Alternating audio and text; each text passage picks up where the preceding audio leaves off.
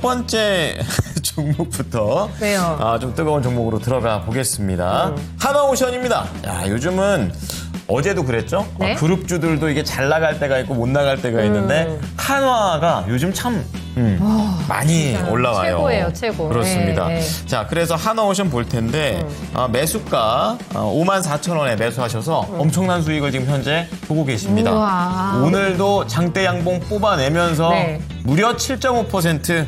야, 어제도 좋았는데 오늘도 좋습니다.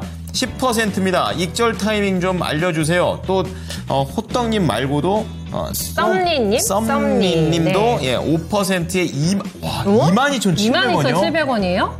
그럼 거의 10만 원까지 가도 될까요?라는 그냥 혼자 고민하셔도 될 것 같은데. 대단합니다. 정말 대단합니다. 네. 엄청난 수익들을 내고 계시는데요. 사실 저희 네. 꿀호떡님만 해도 54,000원에 사셨잖아요. 그러면은 평생 드시고 호떡 사드실 수 있을 만큼 버셨을걸요? 그렇습니다. 그쵸? 와, 배 부럽다. 터지게 부럽다. 한화그룹의 수혜를 받고 있습니다. 감들을 좋으세요. 자, 예. 그럼 목표가도 좀 알아볼게요. 자, 전문가님, 잘 나가는 한화오션 가파르게 올라갑니다. 어느 정도까지 올라갈 것으로 예상을 하고 계십니까?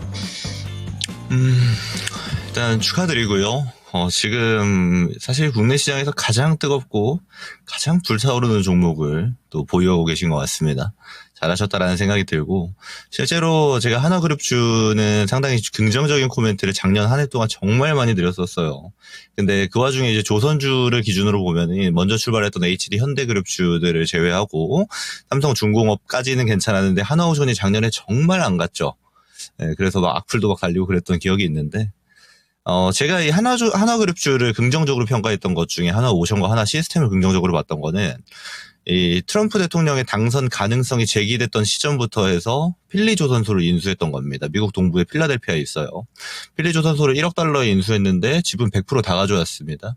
그중에 지분 40% 하나오션이 돈을 댔고요. 60%를 하나시스템이 됐어요.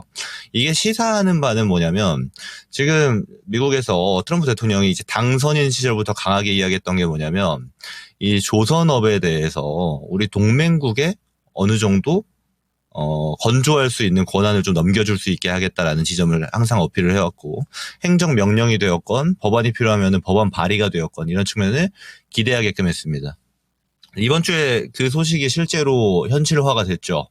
그래서 사실 이 기준이 이거예요. 나토 가입국이거나 상호 방위 조약이 체결되어 있는 국가들에 한해서 미 해군의 건조 시스템을 이양할 수 있다, 권한을. 이런 내용이거든요. 법안 발의된 게. 공화당에서 발의했는데.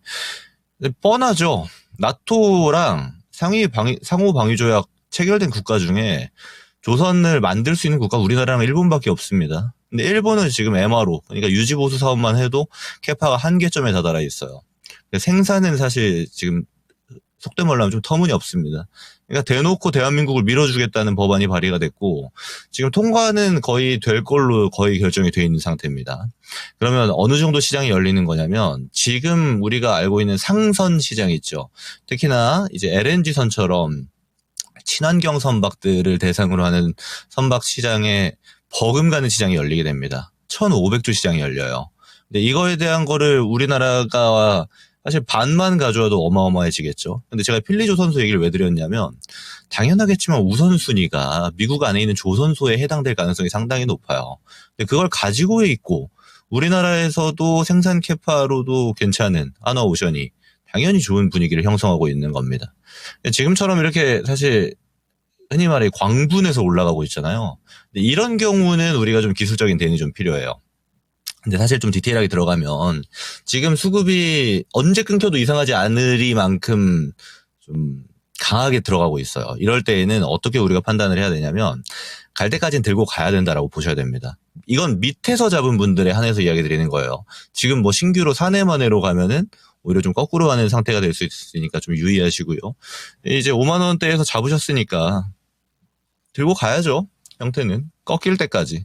근데 이 꺾이는 게 제일 중요한 게 뭐냐면, 기존에 이제 이 매집했던, 그러니까 흔히 말해 이제 외인들이 보통 천천히 매수하면서 끌어올리는 경우가 지금과 같은 하나오션의 차트를 만들어내는 경우가 굉장히 많은데, 그 외국인 수급의 이탈이 나오는지에 대한 여부, 그리고 조선 조선주가 전반적으로 내려가는 형태가 나오는지에 대한 여부 이런 것들이 굉장히 중요한데 사실 이것까지 분석하면 좀 어려워집니다. 일반적인 투자자분들이 하시기에. 그래서 제가 흔히 드리는 얘기가 뭐냐면 5일선, 11선 있죠. 이평선. 제가 이평선 매매 권장하는 사람은 아닙니다만 지금처럼 막 붕 날아갈 때는 5일선 깨면 팔겠다, 11선 깨면 팔겠다처럼 어느 정도 정량화하는 척도를 하나 두시는 게 좋아요. 그래야 모두 이런 경우 많죠. 쭉 계속 올라가니까 홀딩 하고 두고 보다 보니까 나중에 내려와요. 그러면 전고점 생각나서 또 못 팝니다. 그래서 수익을 반납하는 경우가 많기 때문에 저는 한 11선 정도 깨면은 파는 정도의 판단을 하면은 괜찮지 않을까 싶고요. 또 하나 중요한 점은 조선주는 올해에도 좋을 겁니다. 그 말은 뭐냐면 피크아웃이 한번 주가에선 찍힌다 하더라도 다시 조정권에 들어오게 되면 또다시 매수 기회가 될 가능성이 상당히 높다라는 거예요. 그래서 지금처럼 큰 상승이 발생하고 있을 때는 수익 실현을 어떻게 할지에 대한 고민을 좀 하시고 또 내려오게 되면 어느 시점에 잡을지를 고민하는 영역. 그래서 그거에 대한 정량화의 척도는 한 11선 정도로 두시는 게 좋겠다. 이렇게 의견 드리도록 하겠습니다. 자, 첫 번째 종목 잘 나가는 한화오션입니다. 기술적인 내용이 좀 필요하고 네. 저가 매수하신 분들 기준으로 해서 끝까지 가져가 보자. 그러니까 쫙 가다가 언젠가 이게 살짝 꺾이겠죠. 이제 그때쯤 해가지고 나오시면 될 것 같고. 네. 그리고 단기 이동평균선, 특히 11선 얘기를 좀 해주셨으니까 네. 보면서 대응하시고 참고로 올해 조선주 좋을 거다. 계속 조정 시 또 매수 의견도 동시에 드려봤습니다. 네.